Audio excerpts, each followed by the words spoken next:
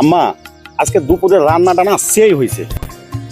কিন্তু বউ রান্না করে নাই আজকে। রান্না তুমি করছো না তোমার বউ করছে? আমি করছি, বউ করছে।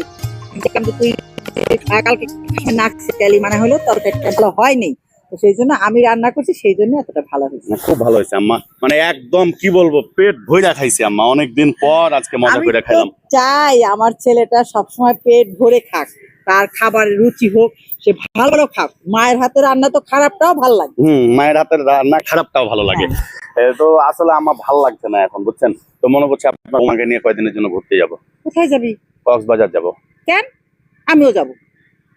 এটা কেমন কথা বললে আম্মা? কেন তোদের কক্সবাজার দেখতে ইচ্ছা করে, আমার ইচ্ছা করে না? তা আমি আপনার বউ যাবো। ও মা, বউকে নিয়ে গেলে কি মাকে নিয়ে যাওয়া যায় না? তা মাকে কে নিয়ে যাবে?